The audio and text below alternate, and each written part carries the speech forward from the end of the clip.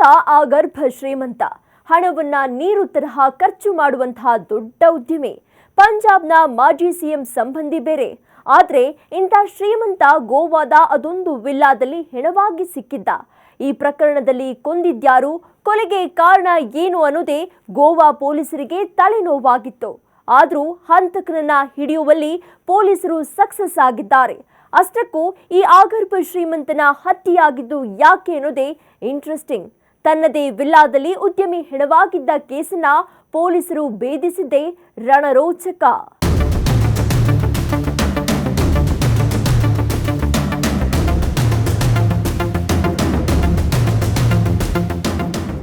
ಜನವರಿ 9 ತನ್ನ ಕರುಳ ಬಳ್ಳಿಯನ್ನೇ ಕೊಂದ ಪಾಪಿ ತಾಯಿಯನ್ನ ಗೋವಾ ಪೊಲೀಸರು ಚಾಣಾಕ್ಷತನದಿಂದ ಅರೆಸ್ಟ್ ಮಾಡುವಲ್ಲಿ ಯಶಸ್ವಿಯಾಗಿದ್ರು.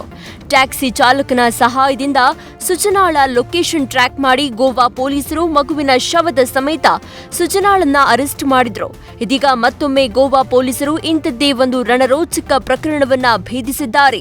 ಈ ಬಾರಿ ಗೋವಾ ಪೊಲೀಸರು ಆಗರ್ಭ ಶ್ರೀಮಂತನೊಬ್ಬನ ಹತ್ಯೆ ರಹಸ್ಯವನ್ನ ಬಯಲು ಮಾಡಿದ್ದು ಗೋವಾದಿಂದ 470 ಕಿಲೋಮೀಟರ್ ದೂರದಲ್ಲಿರುವ ಮುಂಬೈನಲ್ಲಿ ಹಂತಕರನ್ನ ಅರೆಸ್ಟ್ ಮಾಡಿದ್ದಾರೆ.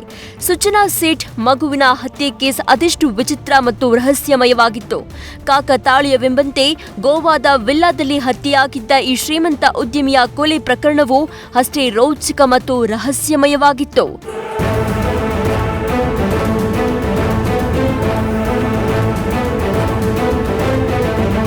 ಯಾರೇ ಆಗಿರ್ಲಿ ಒಮ್ಮೆಯಾದ್ರೂ ಗೋವಾಗೆ ಹೋಗ್ಬೇಕು, ಮಸ್ತಿ ಮಾಡಬೇಕು ಅಂದುಕೊಂಡಿರ್ತಾರೆ. ಬೀಚ್ಗಳು, ಅದ್ದೂರಿ ರೆಸಾರ್ಟ್ಗಳು, ಟೂರಿಸಂ ವಿಚಾರದಲ್ಲಿ ಗೋವಾ ವರ್ಲ್ಡ್ ಫೇಮಸ್ ಅನ್ನೋದು ಗೊತ್ತಿರುವ ವಿಚಾರ. ಅದರಲ್ಲೂ ಉತ್ತರ ಗೋವಾದಲ್ಲಿರುವ ಪಿಲ್ಲರಿನ್ ಮಾರಾ ಅನ್ನೋ ಈ ಪ್ರದೇಶ ಐಷಾರಾಮಿ ವಿಲ್ಲಾಗಳಿಂದಲೇ ಖ್ಯಾತಿ ಪಡೆದಿದೆ. ಆದರೆ ಇಂಥ ಐಷಾರಾಮಿ ವಿಲ್ಲಾದಿಂದ ಫೆಬ್ರವರಿ 4 ಭಾನುವಾರ ಬೆಳಗ್ಗೆ 7:30ಕ್ಕೆ ಗೋವಾ ಪೊಲೀಸರಿಗೆ ಒಂದು ಕರೆ ಬರುತ್ತೆ. ಫೋನ್ ಮಾಡಿದವರು ವಿಲ್ಲಾದಲ್ಲಿ ಅಪರಿಚಿತ ವ್ಯಕ್ತಿಯೊಬ್ಬನ ಕೊಲೆಯಾಗಿದೆ ಅಂತ ಹೇಳ್ತಾರೆ. ಆದ್ರೆ ಅಲ್ಲಿ ಕೊಲೆಯಾಗಿದ್ದು ಬೇರಾರೂ ಆಗಿರ್ಲಿಲ್ಲ, ಅದೇ ಐಷಾರಾಮಿ ವಿಲ್ಲಾದ ಮಾಲೀಕ. ಹೆಸರು ನರೋತ್ತಮ್ ಸಿಂಗ್ ಧಿಲ್ಲೋನ್. 70 ವರ್ಷದ ನರೋತ್ತಮ್ ಸಿಂಗ್ ಧಿಲ್ಲೋನ್ ಕೇವಲ ಇದೊಂದು ವಿಲ್ಲಾದ ಮಾಲೀಕನಾಗಿರ್ಲಿಲ್ಲ. ಇಲ್ಲಿರುವ 3 ವಿಲ್ಲಾಗಳು ಈ ಧಿಲ್ಲೋನ್ ಸಿಂಗ್ನ ಹೆಸರಲ್ಲಿದ್ವು. ಈ 3 ವಿಲ್ಲಾಗಳಲ್ಲಿ ಒಂದು ವಿಲ್ಲಾವನ್ನ ನರೋತ್ತಮ್ ಸಿಂಗ್ ತನಗಾಗಿ ಬಳಕೆ ಮಾಡ್ತಾ ಇದ್ದ. ಇದಿಷ್ಟೇ ಅಲ್ಲ, ಈ ಧಿಲ್ಲೋನ್ ಪಂಜಾಬ್ನ ಮಾಜಿ ಮುಖ್ಯಮಂತ್ರಿ ಪ್ರಕಾಶ್ ಸಿಂಗ್ ಬಾದಲ್ ಸೋದರ ಸಂಬಂಧಿ ಕೂಡ ಆಗಿದ್ದ. ಆದ್ರೆ ಇಂಥ ಆಗರ್ಭ ಶ್ರೀಮಂತ ಪ್ರಭಾವಿ ವ್ಯಕ್ತಿಯ ರಹಸ್ಯ ಕೊಲೆ ಗೋವಾ ಪೊಲೀಸರಿಗೆ ದೊಡ್ಡ ಸವಾಲಾಗಿತ್ತು.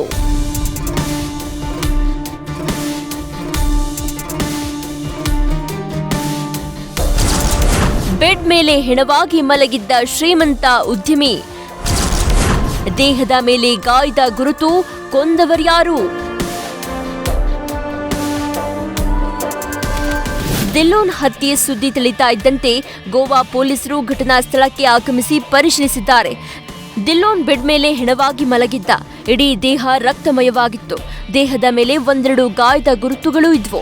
ಇದರಿಂದ ಪೊಲೀಸರಿಗೆ ಇದು ಸಹಜ ಸಾವು ಅಲ್ಲ, ಪಕ್ಕಾ ಕೊಲೆ ಅನ್ನೋದು ಪತ್ತೆಯಾಗಿತ್ತು. ಇದಿಷ್ಟೇ ಅಲ್ಲ, ಪೊಲೀಸರು ಸೂಕ್ಷ್ಮವಾಗಿ ಗಮನಿಸಿದಾಗ ಧಿಲ್ಲೋನ್ ಮೊಬೈಲ್, ಮೈ ಮೇಲೆ ಇದ್ದ ಆಭರಣಗಳು ಕತ್ಕೊಂಡು ಹೋಗಿರೋದು ಗೊತ್ತಾಗಿದೆ. ಹೀಗಾಗಿ ಆರಂಭದಲ್ಲಿ ಯಾರು ಹಣಕ್ಕಾಗಿ, ಚಿನ್ನಕ್ಕಾಗಿ ನರೋತ್ತಮ್ ಸಿಂಗ್ನನ್ನ ಕೊಲೆ ಮಾಡಿರಬಹುದು ಅಂತ ಪೊಲೀಸರು ಅಂದುಕೊಂಡಿದ್ರು.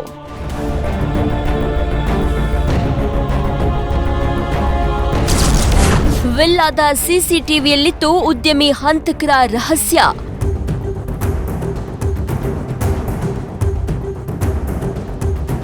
ಹೌದು, ಆರಂಭದಲ್ಲಿ ಇದು ದರೋಡೆಗಾಗಿ ಮಾಡಿರುವ ಕೊಲೆ ಅಂತಲೇ ಪೊಲೀಸರು ಅಂದುಕೊಂಡಿದ್ರು. ಆದರೆ ಪೊಲೀಸರ ಕಣ್ಣು ವಿಲ್ಲಾದಲ್ಲಿದ್ದ ಸಿಸಿಟಿವಿ ಮೇಲೆ ಬಿದ್ದಿತ್ತು. ಸಿಸಿಟಿವಿಯಲ್ಲಿದ್ದ ದೃಶ್ಯ ಪರಿಶೀಲನೆ ನಡೆಸಿದ್ದಾಗ ಶನಿವಾರ ರಾತ್ರಿ 3:30ಕ್ಕೆ ಧಿಲ್ಲೋನ್ ವಿಲ್ಲಾದಿಂದ ಕಾರ್ ಒಂದು ಹೊರಗಡೆ ಹೋಗಿರೋದು ಗೊತ್ತಾಗಿದೆ. ಇದರ ಜೊತೆಗೆ ದಂಪತಿಯೊಂದು ಪಾರ್ಟಿಗಾಗಿ ಈ ವಿಲ್ಲಾಗೆ ಬಂದಿದ್ರು ಅನ್ನೋ ವಿಚಾರವು ಪೊಲೀಸರಿಗೆ ತಿಳಿದು ಬಂದಿತ್ತು. ಅದರಂತೆ ಪೊಲೀಸರ ಕಣ್ಣು ಈ ದಂಪತಿ ಮೇಲೆ ಬಿದ್ದಿತ್ತು. ಯಾಕಂದ್ರೆ ಪಾರ್ಟಿಗೆ ಅಂತ ಬಂದಿದ್ದ ಈ ದಂಪತಿ ವಿಲ್ಲಾದಿಂದ ಹೊರಹೋಗೋದಕ್ಕೆ ಮೇನ್ ಗೇಟ್ ಬದಲಿಗೆ ಕಿಟಕಿ ಬಳಸಿದ್ರು ಅನ್ನೋದು ಗೊತ್ತಾಗಿದೆ. ಬೆಳಗ್ಗೆ ಕಿಟಕಿ ಓಪನ್ ಇದ್ದಿದ್ದನ್ನ ನೋಡಿದ್ದ ವಿಲ್ಲಾ ಸಿಬ್ಬಂದಿ ಈ ವಿಚಾರವನ್ನ ಪೊಲೀಸರಿಗೆ ತಿಳಿಸಿದ್ರು. ಹೀಗಾಗಿ ಈ ಎಲ್ಲಾ ಅಂಶಗಳು ಆ ಅನಾಮಿಕ ದಂಪತಿ ಮೇಲೆಯೇ ಬೊಟ್ಟು ಮಾಡಿ ತೋರಿಸ್ತಾ ಇದ್ವು. ಆದ್ರೆ ಆ ರಾತ್ರಿ ಪಾರ್ಟಿಗೆ ಬಂದ ಆ ದಂಪತಿ ಯಾರು, ಅವರು ಬಂದಿದ್ದಾದ್ರೂ ಎಲ್ಲಿಂದ, ಹೋಗಿತ್ತು ಎಲ್ಲಿಗೆ, ಇದೆಲ್ಲವೂ ರಹಸ್ಯವಾಗಿಯೇ ಉಳಿದಿತ್ತು.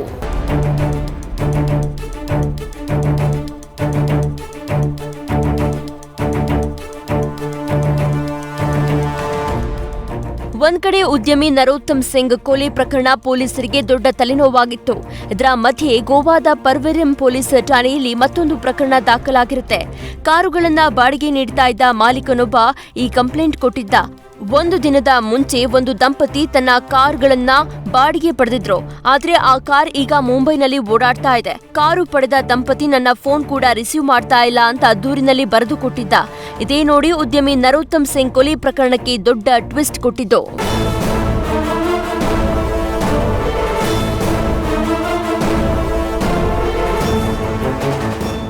ಹೌದು, ಒಂದ್ ಕಡೆ ನರೋತ್ತಮ್ ಸಿಂಗ್ ವಿಲ್ಲಾದಿಂದಲೂ ಕಾರ್ ಹೊರಗಡೆ ಹೋಗಿತ್ತು. ಇನ್ನೊಂದ್ ಕಡೆ ಬಾಡಿಗೆ ಕಾರ್ ಮಿಸ್ಸಿಂಗ್ ಬಗ್ಗೆ ಕಂಪ್ಲೇಂಟ್ ದಾಖಲಾಗಿತ್ತು. ಅಲ್ಲೂ ದಂಪತಿ ಮನೆಯಿಂದ ಎಸ್ಕೇಪ್ ಆಗಿದ್ರು, ಇಲ್ಲೂ ದಂಪತಿ ಕಾರ್ ಪಡೆದು ಪರಾರಿ ಆಗಿದ್ರು. ಹೀಗಾಗಿ ಈ ಎರಡೂ ಪ್ರಕರಣಕ್ಕೂ ಏನೋ ಸಾಮ್ಯತೆ ಇದೆ ಅನ್ನೋ ಅನುಮಾನದ ವಾಸನೆ ಗೋವಾ ಪೊಲೀಸರ ಮೂಗಿಗೆ ಬಡಿದಿತ್ತು. ತಡ ಮಾಡದೆ ಗೋವಾ ಪೊಲೀಸರು ಕಾರನ್ನ ಟ್ರ್ಯಾಕ್ ಮಾಡೋದಕ್ಕೆ ಶುರು ಮಾಡಿದ್ರು. ದಂಪತಿಯಿಂದ ಕಾರ್ ನವಿ ಮುಂಬೈನಿಂದ ಮುಂಬೈ ಕಡೆ ಹೊರಟಿತ್ತು. ತಕ್ಷಣವೇ ಗೋವಾ ಪೊಲೀಸರು ನವಿ ಮುಂಬೈ ಪೊಲೀಸರಿಗೆ ಈ ಬಗ್ಗೆ ಮಾಹಿತಿ ನೀಡಿ ಅವರ ಲೊಕೇಶನ್ ಕೂಡ ಕಳುಹಿಸಿದ್ರು. ಅದರಂತೆ ನವಿ ಮುಂಬೈ ಪೊಲೀಸರು ದಂಪತಿಯಲ್ಲಿದ್ದ ಕಾರನ್ನ ಟ್ರ್ಯಾಕ್ ಮಾಡಿ ರಾಯಗಢ್ ಜಿಲ್ಲೆಯಲ್ಲಿ ಕಾರ್ ವಶಕ್ಕೆ ಪಡೆದು ಕಾರ್ನಲ್ಲಿದ್ದ ದಂಪತಿಯನ್ನ ಅರೆಸ್ಟ್ ಮಾಡಿದ್ರು. ಇಲ್ಲಿಂದ ವಿಚಾರಣೆ ಶುರುವಾಯಿತು ನೋಡಿ.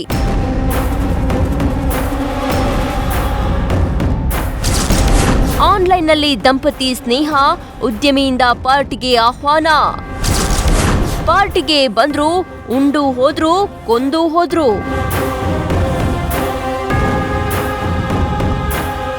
ನವಿ ಮುಂಬೈನಲ್ಲಿ ಅರೆಸ್ಟ್ ಮಾಡಿದ್ದ ಜೋಡಿಗೆ ಕಾರ್ ಮಿಸ್ಸಿಂಗ್ ಜೊತೆಗೆ ನರೋತ್ತಮ್ ಸಿಂಗ್ ದಿಲ್ಲೋನ್ ಹತ್ಯೆ ಬಗ್ಗೆಯೂ ವಿಚಾರಣೆ ಶುರು ಮಾಡಿದ್ದಾರೆ.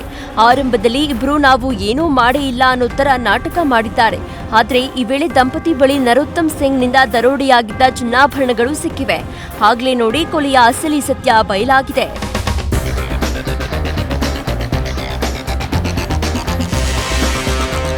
ನರೋತ್ತಮ್ ಸಿಂಗ್ ಕೊಲೆ ಆರೋಪದಲ್ಲಿ ಬಂಧನವಾಗಿರುವ ಈ ದಂಪತಿ ಹೆಸರು ಜಿತೇಂದ್ರ ಸಿಂಗ್ ಸಾಹು ಮತ್ತು ನೀತು ಅಂತ ಗೊತ್ತಾಗಿದೆ.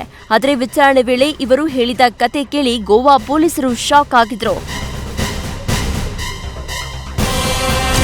ಆನ್ಲೈನ್ ಮೂಲಕ ನರೋತ್ತಮ್ ಸಿಂಗ್ ದಿಲ್ಲೋನ್ಗೆ ಜಿತೇಂದ್ರ ಮತ್ತು ನೀತು ಜೋಡಿಯ ಪರಿಚಯವಾಗಿತ್ತು.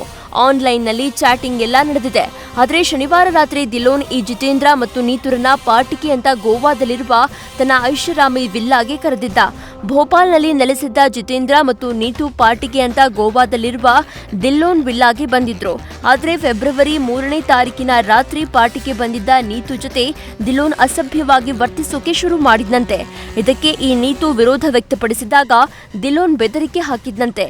ಆಗ ದಿಲ್ಲೋನ್ ಮತ್ತು ಈ ಜೋಡಿ ಮಧ್ಯೆ ಮಾತಿಗೆ ಮಾತು ಬೆಳೆದು ಜಗಳ ನಡೆದಿದೆ. ಕೊನೆಗೆ ನರೋತ್ತಮ್ ಸಿಂಗ್ ಕೊಲೆ ಮಾಡಿ ಜಿತೇಂದ್ರ ಮತ್ತು ನೀತು ಪರಾರಿಯಾಗ್ಬಿಟ್ಟಿದ್ರು.